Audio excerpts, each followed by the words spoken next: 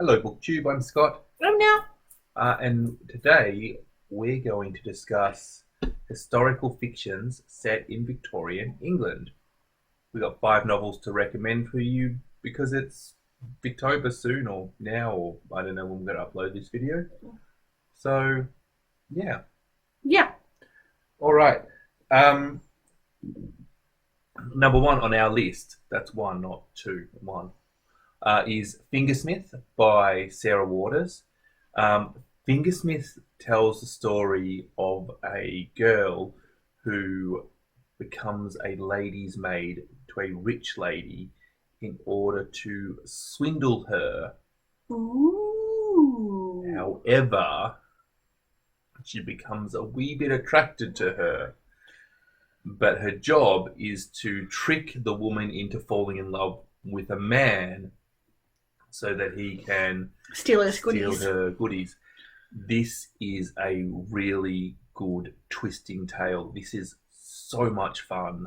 If you just want fun novels, this is a really fun novel.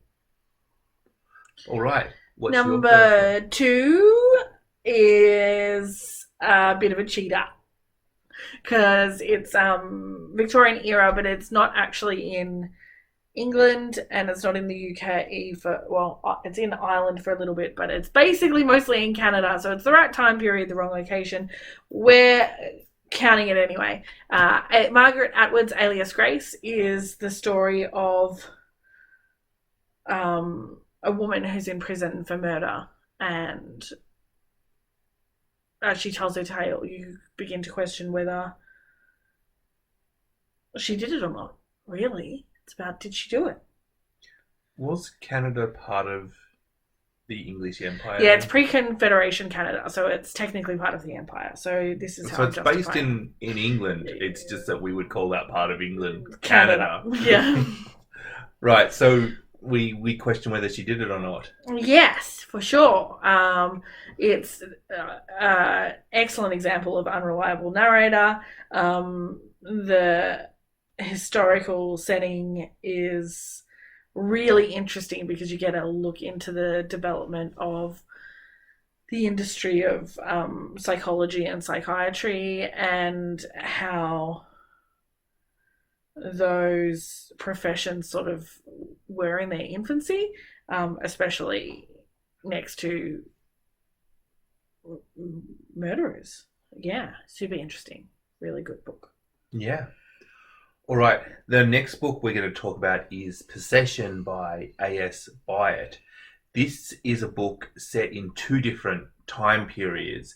It's the story of 2 English students, not quite English students, but English scholars who, making noise. And they're tasked with finding information about a famous author who may be related to one of the students. As they piece together her life, you sort of learn about the author's life, and then you go back to the 2 students being detectives, and it's quite an interweaving narrative. Sounds interesting. Yeah. My next one is The Watchmaker of Filigree Street. It is set in Victorian London. And it starts with an explosion. And then we trot off with a mystery of how our protagonist escaped that explosion and why he was warned. Wow. Super interesting, excellent character development. Just so many good things about The Watchmaker of Filigree Street. I will say there's something about Natasha Pulley that very much reminds me of Sarah Waters and vice versa. I can't quite put my finger on it, but I really feel like I would be shocked if you liked one and you didn't like the other. Without having read Waters, they both sound like they're a good romp, and that I think that's what it is. I think neither writer takes their work too seriously. The fun of following the story Yeah. is like central to everything I've read by Pulley so far, and that really seems to be the review of everything Waters does. Pulley is a little bit more whimsical. She's got some charming things. Yeah, whereas Waters is a little bit more suspenseful. But neither of them are, like, they're both writing very good works, and you can have your lovely literary discussion about their works, but they've definitely put the plot and the fun at the top, which is really nice sometimes. Yeah. The last book on our list, this is going to be a nice quick video for us. This is so weird. Oh my God. Once Upon a River by Diane Setterfield is the last book. This tells the tale of... So this book starts in a pub, and a man walks in with a young girl who has drowned in the river that the pub is on. And they put the girl in the room, and they leave her, and then they come back, and she's alive. But they don't know who this girl belongs to. And there are 3 families that believe that she belongs to them, including one lady who believes that it is her sister, and there's a time gap in there, like, you know, and it is such an interesting novel because I want to say it's magical realism, but it's like magical realism, but with these people who are like logical, scientific people going, no, that doesn't happen. Yeah. Right? Rather than just the magic being accepted. So you're never sure whether this is a magical story or whether this is all going to be explained at the end. Yeah, okay. Right? And that is confusing and nice at the same time. Yeah. And this is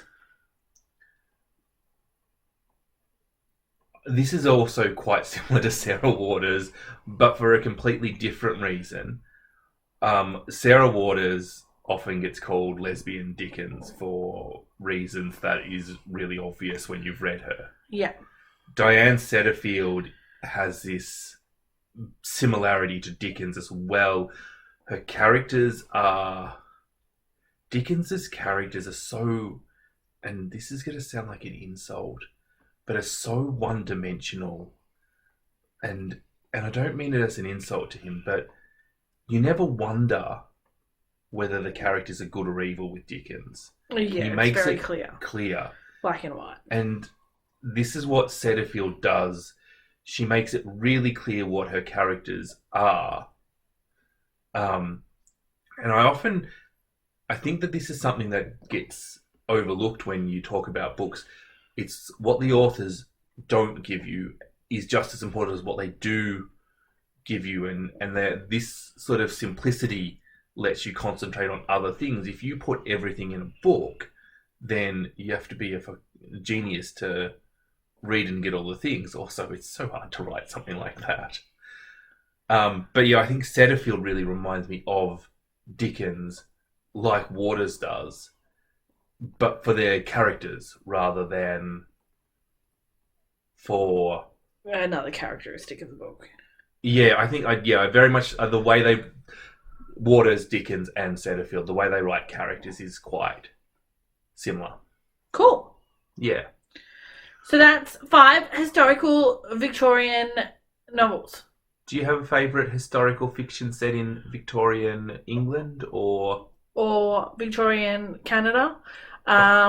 Or anywhere else, Victorian, quite frankly. Out of space. I think I'm into historical fiction much more than I ever thought I was. Every time I pick one up, I'm like, oh, this is good. So give me more. Tell me the things. I think historical fiction is nice because it is its own genre, but you can have historical fiction thrillers, historical fiction romance, Yeah, it's like an added element to any other book. Yeah, it's an adjective, not a genre. Bye.